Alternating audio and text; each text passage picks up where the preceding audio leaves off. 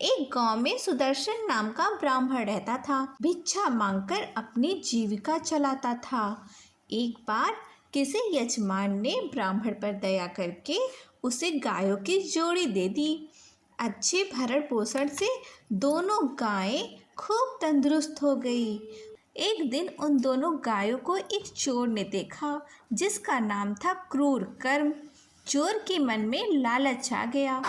एक दिन वह ब्राह्मण के घर चोरी करने के लिए जाने लगा।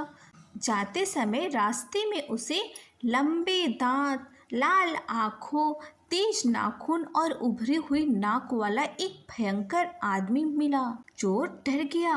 उसने पूछा, तुम कौन हो? मैं ब्रह्म राक्षस हूँ। तुम कौन हो और कहाँ जा रहे हो? मैं चोर हूँ और ब्राह्मण के घर गाय चुराने जा रहा हूँ। मैंने कई दिनों से कुछ नहीं खाया है। चलो आज उस ब्राह्मण को खाकर भूख मिटाऊंगा। रात में दोनों ब्राह्मण के घर पहुंचे। ब्राह्मण के सो जाने पर दोनों घर के अंदर प्रवेश कर गए। राक्षस ने बोला, अब तो यह सही समय है, अब मैं इसे खाऊंगा। नहीं नहीं, रुको, पहले मैं गायों की जोड़ी को चुरा लूं, फिर तुम अपना काम करना।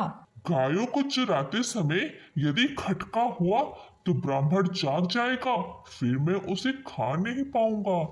ब्राह्मण की हत्या करते हुए यदि ब्राह्मण बच गया और जागकर उसने रखवाली शुरू कर दी तो मैं चोरी नहीं कर पाऊंगा, इसलिए पहले मुझे अपना काम कर लेने दो।